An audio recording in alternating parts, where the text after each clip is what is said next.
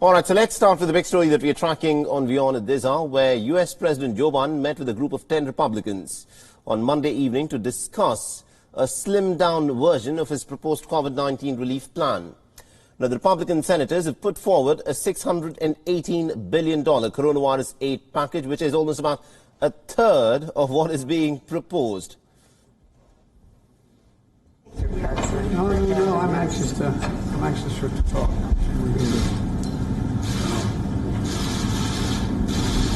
I feel like I'm back in the Senate, which I like the best of everything I did.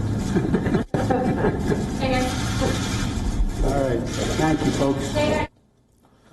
So let's also tell you very briefly as to what this Republican proposal actually is. Now, both proposals have a common aim, that is an urgency to shore up U.S. vaccine distribution plan. It also put in about $160 billion to battle the pressing healthcare crisis. But from there, the two plans drastically diverge. The Republican plan is less focused on economic aid. The GOP's $1,000 direct payments would go to fewer households than the $1,400 that Biden had proposed. Now, one thing to note here is that under the GOP proposal, $1,000 direct payments will go to individuals earning up to $40,000 a year or $80,000 for couples. And there will be no benefits for individuals making over $50,000 a year. And the Republicans offer only a fraction of what Joe Biden wants. In terms of reopening schools, they also would give nothing to the states. And not just that, the Republicans offer $40 billion for Paycheck Protection Program business aid. Now, right after the meeting, Republican Senator Susan Collins addressed the press. She said that the meeting was very productive, where the Republicans outlined their plans. It was a very good exchange of views. I wouldn't say that we came together on a package tonight. No one expected that in a 2-hour meeting. But what we did agree to do is to follow up and talk further at the staff level and amongst ourselves and with the president and vice president on how we can continue to work together on this very important issue. All right, so that, of course, is the plan that's been proposed by the Republicans. And to give us more insights into this, we're joined in by Kate Fisher, who's joining us live from Washington, D.C. Thank you very much indeed, Kate, for joining us on this broadcast from WION. So let me begin by asking you this. What exactly are the Republicans suggesting that Joe Biden should do now?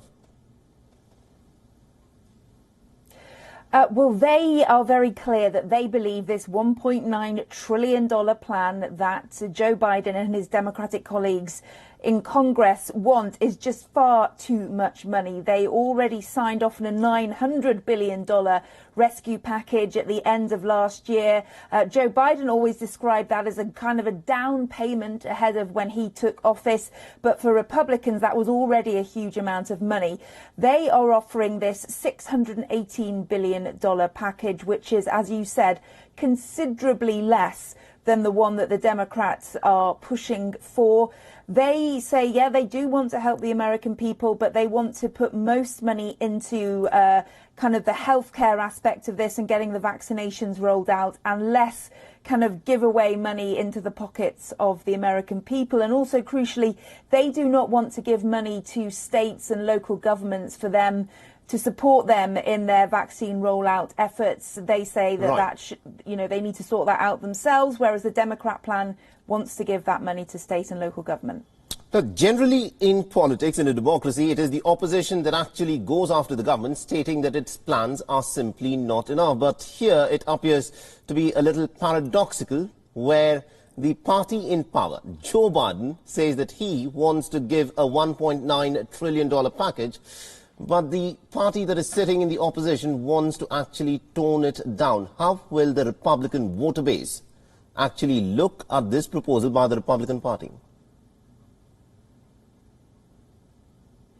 Yeah, the Republicans traditionally are fiscally conservative. They don't like the idea of going further into debt. This would increase the national debt. They want to see people kind of make things on their own and help themselves rather than being given help by the government.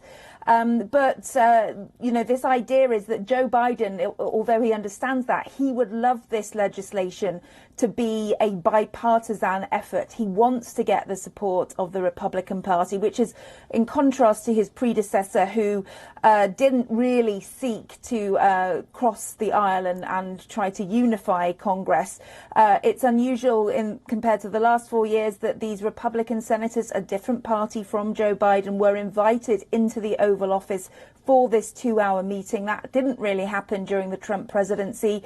This is Joe Biden's first official meeting with lawmakers since becoming president, and rather than meeting his party, Democratic lawmakers, he's invited Republicans there, again showing how important to him this idea of unity is. But he's also made it clear, although he would like this to be a bipartisan effort with them on side, that if they don't agree to the large amount of money that he believes needs to be spent, he will carry on without them, because he says that these dual crises, the health one and the economic one, are calling for a big effort, and they need a big amount of money spent on them. Absolutely. And just before we let you go, you know, what is interesting is the fine print of the proposal that's been put forth by the Republicans. And from what it appears, the Republicans want the $1,000 sum of money to be given to people who already have a certain amount of income. That is, people who used to earn